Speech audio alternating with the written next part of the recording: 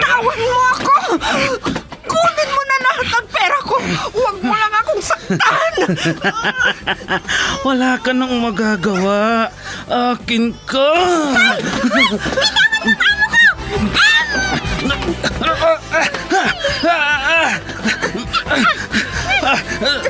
Sino kang pumulupot sa likod ko?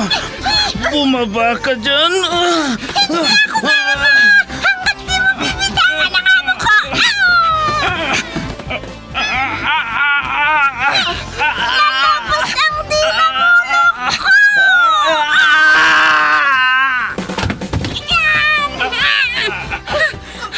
Ayan!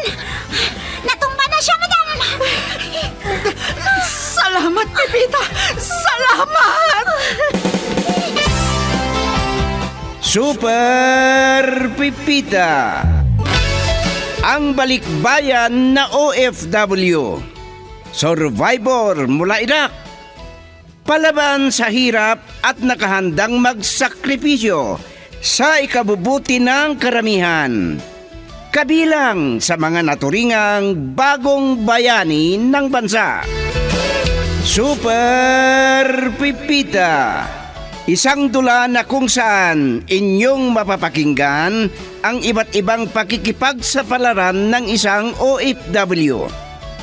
Super Pipita, mula sa Lovelet Artist and Talent Center Drama Productions, handog sa inyo ng #1 and most trusted radio network in the country, Bombo Radio Philippines. Basta Radio Bombo.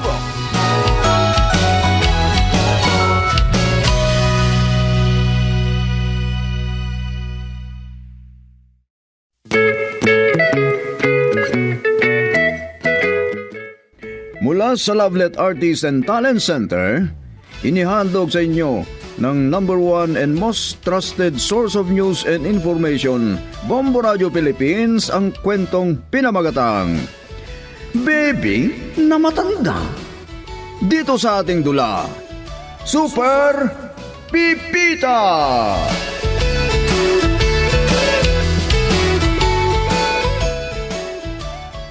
What? Sinabi ko na nga ba eh.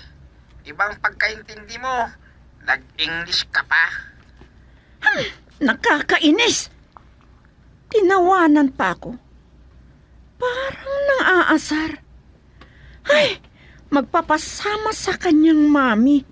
Papunta sa amin? Ano siya? Hello?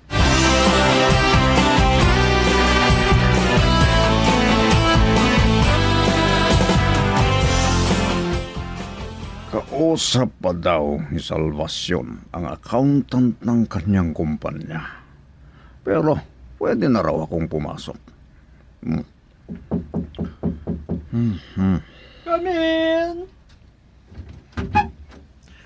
Lumalaki ang pumapasok sa ating kumpanya, Mami. Kaya itaas na natin ang mga sahod ng mga empleyado. Sus. May tiwala ako sa iyo, anak. Magaling kang certified public accountant. Attorney Daguro, my future daddy, take your seat. Salpag.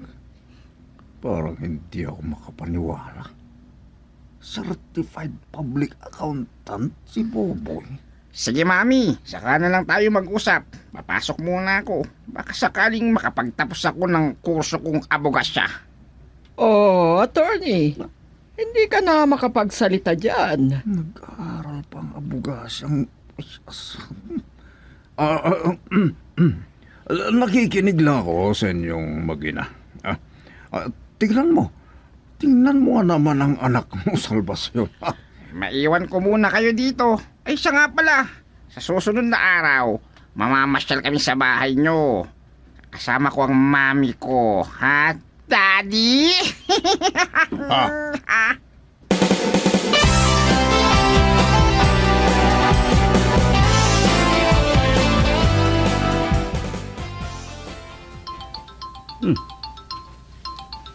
Si Mrs. Di matawaran, tumatawag.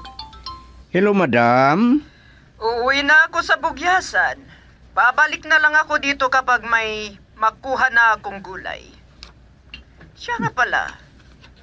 Naikwento ko kay Pipita na tinawagan kita habang nagluluto siya. Hindi niya alam na nag-uusap tayong dalawa habang nagluluto? Nakita niya akong may kausap. Pero hindi niya alam na ikaw ang nasa kabilang linya. Kumusta naman ang pagkikita niyong dalawa? Masaya. At magaling palang magluto si Pipita. Oo naman, talagang magaling yun. Kung andito sa Bugyasan, palagi ako sa bahay niya. Wala naman na iba sa amin eh. Napakaswerte ng mapapangasawa ni Pipita. Sige na. Sige na. Sige madam, babay na po. Naku, akala ko kung anong sasabihin niya. Yun lang pala eh. Walang kwenta.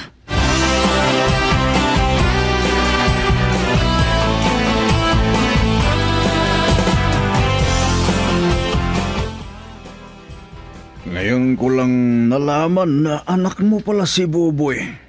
Magaling pala. Kung titignan, pangit at maliit. Kahit binubuli siya noong bata pa, hindi niya pinapansin yun. Dahil nag-aaral ng mabuti. Hanggang naging CPA. At ngayon, malapit na siyang maging isang abogado. Anak ng ipis, abogado pa palang dundi. Oo, talagang may pagmamalaki mo siya. So, Nagpapasama nga sa akin eh. Papasyalan namin si Madyang. Mabuti naman para makilala ko ang anak mo. maganda ang dalaga kong anak. Matangkad, maputi. Lahi namin ang magaganda at gwapo. At matatangkad kaming pamilya.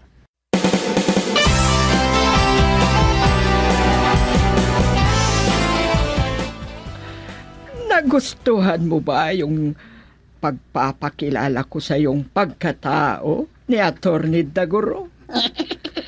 Muntik na hindi makapagsalita. Siguro, nahihiya yun. Akala niya, isunumbong mo sa akin ang mga panlalait nila sa iyo. Hindi ko akalain na siyang abogado mo, Mami. Hindi ko na binanggit sa iyo. Ang susunod natin gawin ay malaman ni Madyang ang iyong pagkatao. Baka alam na ni Madyang Hani may subsosweet o irog na ikwento ni Atty. Sa kanya. Ay kung ganon, hindi na kailangan na samahan pa kita sa bahay nila. Ikaw na lang mag-isa ang pupunta. Sumama na kayo, Mami, para makilala din niyo siya. Mahal mo pa rin ba si Madyang kahit kinasusuklaman ka niya? Oo naman, Mami. Kahit anong sabihin niya, pangit, maliit, duwende, mukha daw akong paa, mukhang ipis, wala akong pakialam. Mahal ko pa rin siya 3 times a day.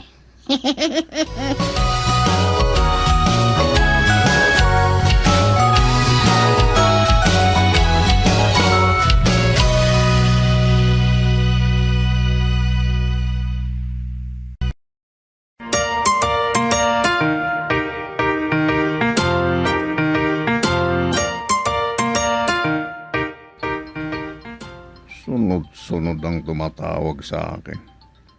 Ang kukulit nila. Madali lang ba ang maging abogado? Oh, Madyang. Daddy, may sira na ba yung cellphone nyo? Bakit hindi tumigil sa katutunog? Ewan ko ba sa mga tumatawag na yan?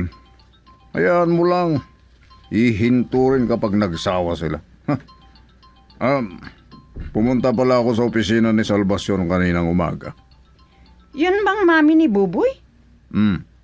Sinabi sa inyo na sasamahan niya yung anak niyang pangit na pupunta dito? Relax ka lang. Siguradong magugulat ka sa sasabihin kong ito. Alam mo ba na ang Buboy na yon, na duwende na sinasabi mo, certified public accountant pala. Daddy, ano ba yung sinasabi nyo? Sa maniwala ka't hindi, totoo ang sinasabi ko. At nag-aaral pa siya sa pagkaabugasya. Hindi ko alam kung matatawa ako o mabibigla. Galing. Hindi ko alam kung paano ko nakilala ang buboy na yun.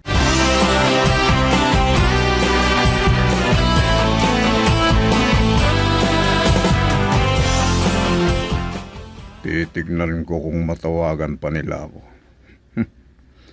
Kung hindi ko pinatay ang aking cellphone, hindi nila ako patutulogin. Buwisit sila. Sa bagay, may 2 pa akong SIM card na reserva. Yun na lang ang gagamitin ko. Hindi bale. Hindi lahat alam nilang SIM card na yun. Tulog na kaya si Madya? Magang pumasok sa kanyang kwarto. Sisilipin ko nga.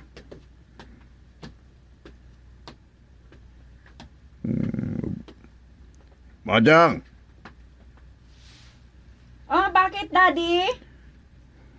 Gising ka pa pala. Buksan mo ang kwarto mo. May sasabihin na... Walang hiya! Tinutuhanan niya? Na, Ayaw ko nga eh! Kahit pumunta sa led dito, hindi ako lalabas! ano bang sinasabi mo dyan? Wala naman si Boboy. Ah, ganun ba? Anong sasabihin niyo sa akin, Papa? Iya. Tinanong ko lang kung tulog ka na. Maaga ka kasing pumasok sa kwarto mo. Ang sabi niyo kasi pupunta si Buboy kasama ang mami niya dito. Kaya, pumasok na ako sa aking kwarto. Ayaw ko silang harapin. Marunong ka din palang matakot. May manliligaw ba sa'yo? Napakasuplada mo. Ang sungit-sungit mo. Baka sampalin mo lang at tadyakan yung manligaw sa'yo. Anong takot? Hindi ako takot, Daddy. Na? Ayaw ko lang harapin ang taong pangit. Papangit. Ha? Pero, anak, ito ang tanda mo. Certified public accountant siya. At kumukuha pa ng abogasa. Asus, nagtapos siya bilang cum laude. At malapit na rin siyang magtapos bilang abogado. Ano ka ba? Sagutin mo na!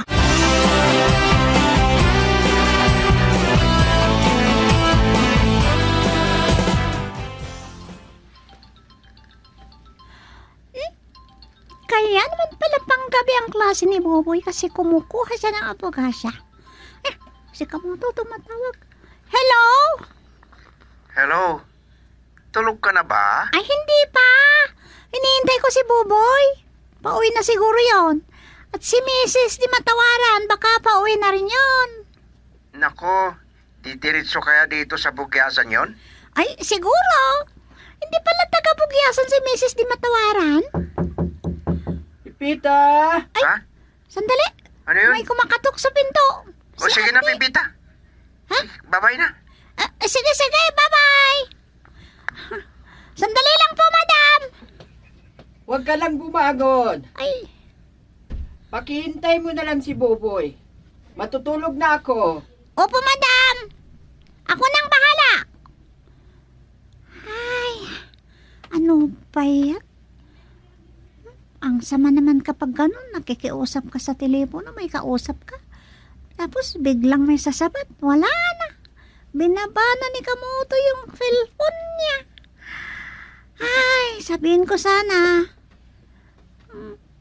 At tanungin ko sana sa kanya kung malamit ng mamidas ng gulay. Ay, hindi bali na. Sa susunod ulit.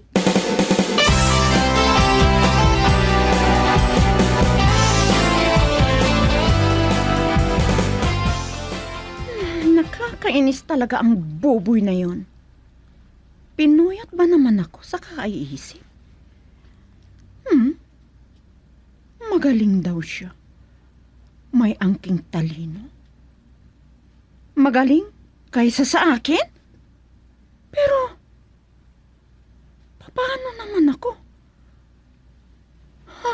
Kung makipag-asawa ako sa isang maliit na pangit pa, kung tutuhanin ng mami niya na papuntahin sila rito, sa bahay. Ay, may papakita ko pa ba sa kanya ang aking kasupladahan? Kung bakit siya lang ang may lakas na manligaw kasi sa akin? Ay, ang dami namang lalaki dyan. Bakit siya pa? Naku, nakakainis talaga.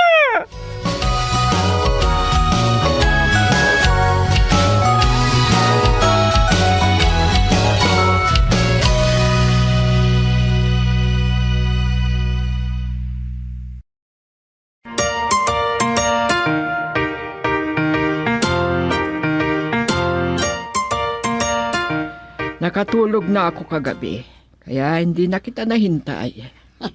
Ako din, Mami. Nakatulog ako sa tricycle. Ginising na lang ako ng driver. Ayun, nakalampas na pala ako. Boboy, may sasabihin ako sa'yo. Kung pupuntahan natin si Madyang sa kanila, ano ang gagawin natin doon? Gusto kong makilala nyo siya, Mami. Bukod dyan, ano pa? Kaya nyo bang sabihin kay Attorney Daguro na pag-usapan na ang tungkol sa pamamanhikan natin, ah? Ha? Talagang desidido kang makaisang dibdib si Madyang? Oo naman, Mami. At kayo ang kumilatis kay Madyang Honeyman Love So Sweet kung karapat-dapat ko siyang mahalin at karapat-dapat sa kagwapuan ko. Higit sa lahat, kung siyang aking pakakasalan.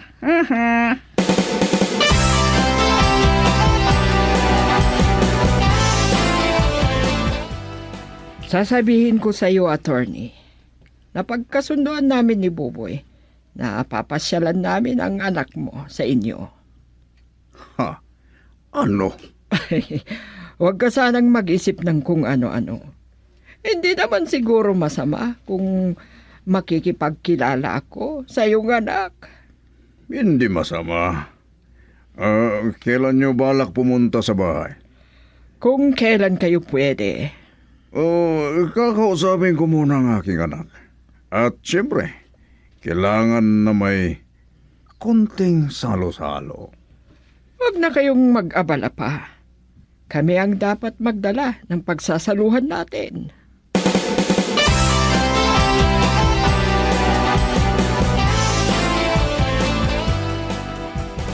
Bakit kayo pumayag, Daddy?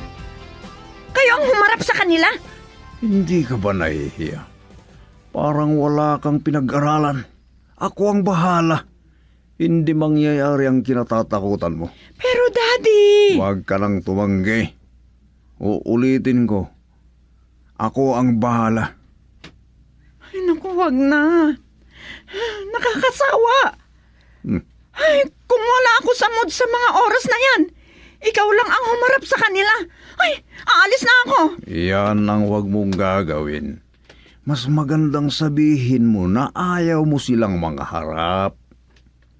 Naku, hindi. Sabihin niyo sa kanila, Papa. Mag-isip ka, Madyang. Pagbigyan mo si Boboy kahit minsan lang. Ay, naku, Daddy. Ngayon pa lang naiinis na ako. Pagbigyan ko pa? Ay, no. Ay, kung pwede lang sana. Ay, nasa bunutan ko eh. Gagawin ko talaga, Papa.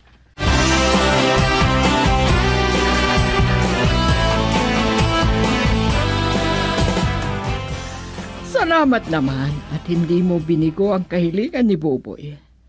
Gusto kitang makilala. Ay, talaga palang maganda ka. Salamat, Auntie.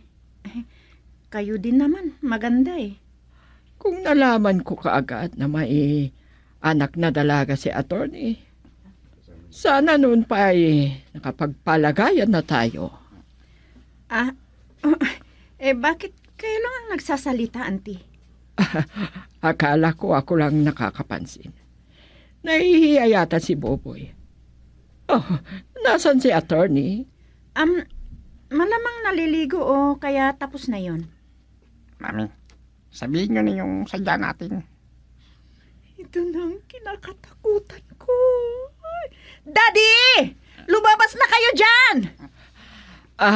Pumunta kami dito sa bahay niyo, Madyang. Hindi lang para makilala ka, kundi iimbitahan namin kayo ng daddy mo na pumunta sa amin sa Sabado. Anong okasyon naman yan, auntie? Birthday ng daddy ko at death anniversary niya. Kaya punta ka, honey, my love, sausage, Madyang.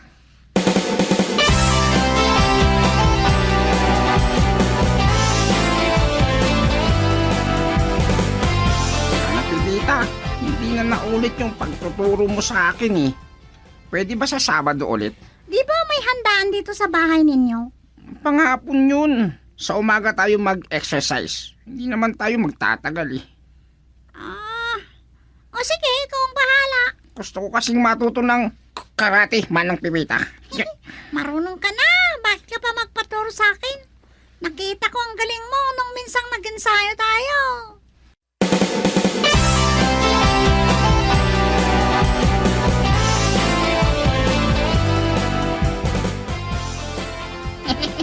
Salamat sa pagdating nyo. Masayang masaya ako, honey, may love, sausage o irog, Mary Jane. Ngayon mo lang ako tinawag sa tunay kong pangalan, ah. Buti na lang at naalala kitang tawagan sa pangalan mo. Napangiti kita. Lalo kang gumaganda. Salamat. Kung hindi ako nababagay sa'yo, pwede bang magturingan na lang tayong magkaibigan para hindi kita supladahan?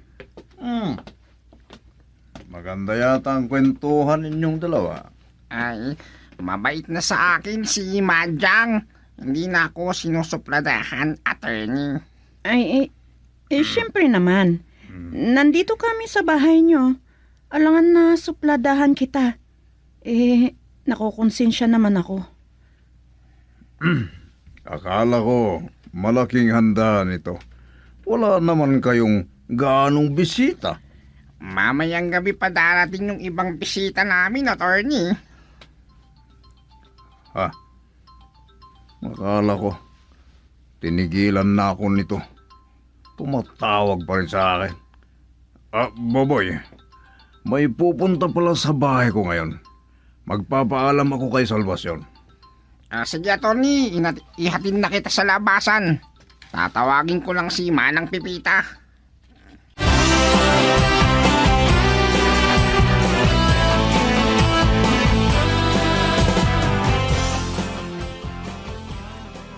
Hindi nyo yata mapaandar ang sasakyan nyo, attorney. Tatawagin ko si Mami. Ihatid na lang namin kayo sa bahay nyo.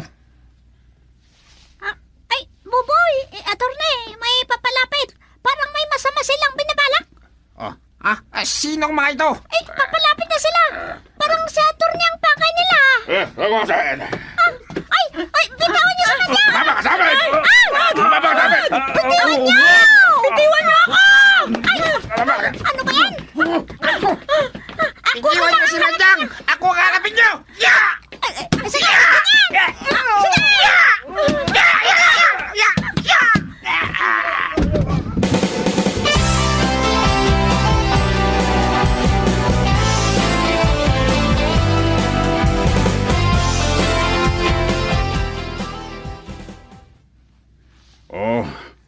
Boboy, salamat sa iyo ha. Karatista ka pala. Medyo. Si Manang Pipita ang bilis, grabe. Nahihiya ako sa'yo, Boboy. Sinupladahan kita. Nilait. Pero ito ang igaganti mo sa akin.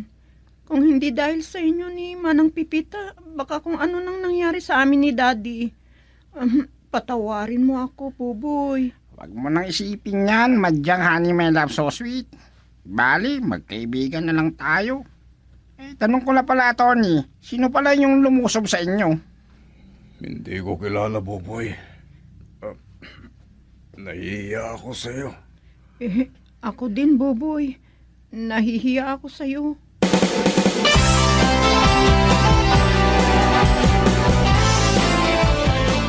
Inabilib mo ako dun sa pinakita mo sa amin, Boboy. Sinasabi ko na sa inyo, madam, karatista si Boboy. Small but terrible. Ang sabihin mo manang Pipita, baby na matanda. Ay, marami palang niloko ang abogado na yun. Muntik na tayong mapahamak dahil sa kanyang kagagawan. Siguro naman, madam, magtanda na yan. Siguradong nahihiya yun sa akin dahil nalaman natin ang kanyang maling gawain. Muntik na akong mabiktima ng abogado na yun. Abogadong pulpul-pula. Mukhang pera. Ang pinakamaganda dyan, Mami, Ate Pipita, hindi na suplada sa akin si Madyang. At may pag-asa pang maging kami. Totoo yan, Buboy. Kaya wag kang mawalan ng pag-asa. Umasa ka dahil ikaw ang naging halimbawa ni Madyang.